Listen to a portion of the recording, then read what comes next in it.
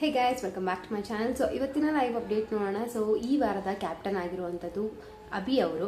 So Ashwini ಅವ್ರಿಗೆ ಮತ್ತು ಅಭಿ ಅವ್ರಿಗೆ ಲಾಸ್ಟಿಗೆ ಪೈಪೋಟಿ ಬೀಳುತ್ತೆ. ಸೊ ಆ ಒಂದು ಟಾಸ್ಕಲ್ಲಿ ಗೆಲ್ಲುವಂಥದ್ದು ಅಭಿ. ಇವತ್ತಿನ ಪ್ರೋಮೋ ಕೂಡ ಅದಾಗಿತ್ತು. ಅಂದರೆ ಅವರು 12 ನಿಮಿಷನ ಕೌಂಟ್ ಮಾಡಬೇಕು ಕೂತ್ಕೊಂಡು. ಮನೆ ಮಂದಿ ಎಲ್ಲರೂ ಅವ್ರಿಗೆ ಡಿಸ್ಟ್ರಾಕ್ಷನ್ ಮಾಡ್ತಾ ಇರ್ತಾರೆ. ಸೊ ಡಿಸ್ಟ್ರಾಕ್ಟ್ ಆಗಲಿಲ್ದಂಗೆ ಕೌಂಟ್ ಮಾಡಬೇಕು. ಸೊ ಯಾರು ತುಂಬಾ ನಿಯರೆಸ್ಟ್ ಇರ್ತಾರೆ ಅಥವಾ ಕರೆಕ್ಟಾಗಿ ಹೇಳ್ತಾರೆ ಅವ್ರು ಕ್ಯಾಪ್ಟನ್ ಆಗ್ತಾರೆ ಅಂತ. ಸೊ ಅದು ಆಗಿದ್ದು ಅಭಿ ಅವರು. ಸೊ ಅಭಿಷೇಕ್ ಅವರು ಈ ವಾರದ ಕ್ಯಾಪ್ಟನ್ ಆಗಿದ್ದಾರೆ. ಹಾಗೆ ಈ ವಾರದ ಉತ್ತಮ ಒಂದು ಸೂರಜ್ ಅವರಾಗಿದ್ದಾರೆ. ಅತಿ ಹೆಚ್ಚು ಮನೆಯಲ್ಲಿ ಓಟ್ಸ್ನ ತಗೊಂಡು ಅವರು ಉತ್ತಮ ಆಗಿದ್ದಾರೆ. ಮತ್ತು ಈ ವಾರದ ಕಳಪೆಯನ್ನು ನೋಡೋದಾದರೆ ಅದು ಆಗಿರೋದು ಅಶ್ವಿನಿ ಗೌಡ ಅವರು. ಸೊ ನಮಗೆ ಗೊತ್ತಿದೆ ಈ ವಾರ ಪೂರ್ತಿ ಅಶ್ವಿನಿ ಗೌಡ ಅವರು ತುಂಬಾ ಡೌನ್ಸ್ ನೋಡಿದ್ದಾರೆ. ಅಂದರೆ ಇವೊಂದು ಅವ್ರ ಗೇಮ್ಸಲ್ಲಿ ಚೆನ್ನಾಗಿ ಆಡ್ಕೊಂಡು ಹೋದರೂ ಕೂಡ ಅಷ್ಟೇ ಅವರ ಪರ್ಸ್ನಾಲಿಟಿ ವೈಸ್ ಆಗಿರಲಿ, ಮನೆಯಲ್ಲಿ ಎಲ್ಲರ ಜೊತೆ ಅವರ ಸಂಬಂಧ ಆಗಿರಲಿ ತುಂಬಾ ಡೌನ್ ಆಗೇ ಇತ್ತು.